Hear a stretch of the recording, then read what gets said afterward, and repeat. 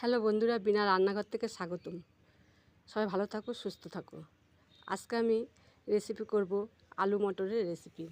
তার জন্য আমি এই দেখো আলু কেটে নিয়েছি, কটা মটরশুঁটি নিয়েছি, একটা টমেটো নিয়েছি। আমি কড়াইতে আগে থেকে জল বসিয়ে দিয়েছি। এবার আলুগুলো দিয়ে দিচ্ছি, মটরশুঁটিটাও দিয়ে দিচ্ছি, টমেটোটাও দিয়ে দিচ্ছি। এবার এগুলো কিছুক্ষণের জন্য সেদ্ধ করতে দিয়েছি। এবার ঢাকনা দিয়ে ঢেকে দিলাম। ওদিকে আলু সিদ্ধ হচ্ছে, ততক্ষণ আমি একটা মশলা তৈরি করে নিই। 4-5টা পাকা লঙ্কা, একটু আদা, 4-5টা কাজু বাদাম। মশলাটা আমার বাটা হয়ে গেছে। এই যে এর মধ্যে আমি এক এক করে গুঁড়ো মশলা দেবো। দিচ্ছি ছোটো চামচির 1 চামচি হলুদের গুঁড়ো, 1 চামচি জিরের গুঁড়ো, 1 চামচি ধনের গুঁড়ো, 1 চামচি লঙ্কার গুঁড়ো। এবার সামান্য একটুখানি জল দিয়ে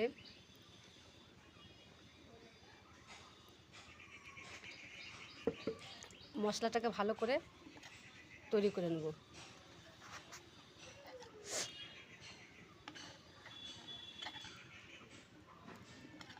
আর মশলাটা তৈরি করা হয়ে গেছে, এবার রেখে দিচ্ছি।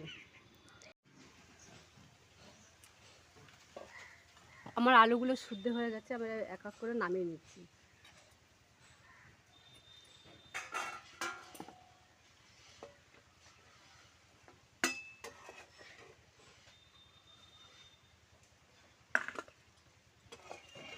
বসিয়ে দিয়েছি, গরম হয়ে গেছে। এবার তেল দিয়ে দিচ্ছি,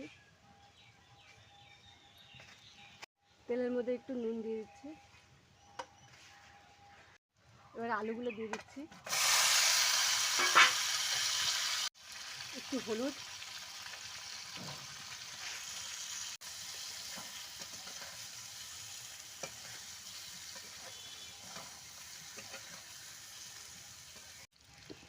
আলুগুলো আমার ভাজা হয়ে গেছে। এবার এক এক করে তুলে দিচ্ছি।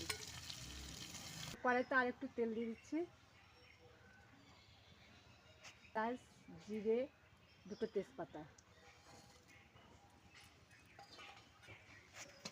ওখান থেকে একটা সুগন্ধ বেড়েছে। যে মশলাটা আমি তৈরি করে রেখেছিলাম সেই মশলাটা এখন দিয়ে দিচ্ছি। সিদ্ধ করা টমেটোটা। এবার মশলাটাকে ভালো করে কষিয়ে নেব। পরিমাণ মতো নুন।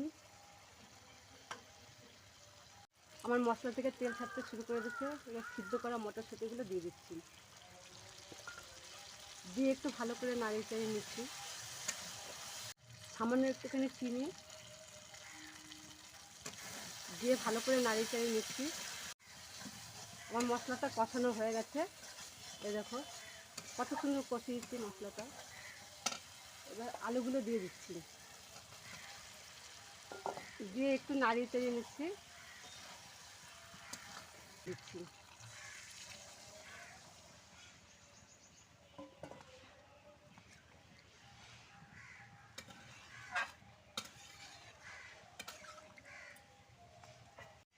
4-5টা চেরা কাঁচা লঙ্কা দিয়ে দিচ্ছি।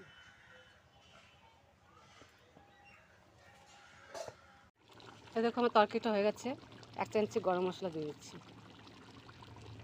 1 চামচি গরম মশলা দিয়ে দিচ্ছি।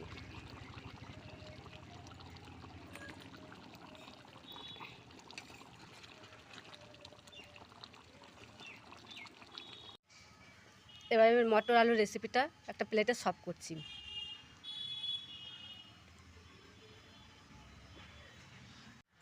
রেসিপিটা দেখো কেমন হয়েছে। এ দেখো কালারটা কত সুন্দর হয়েছে।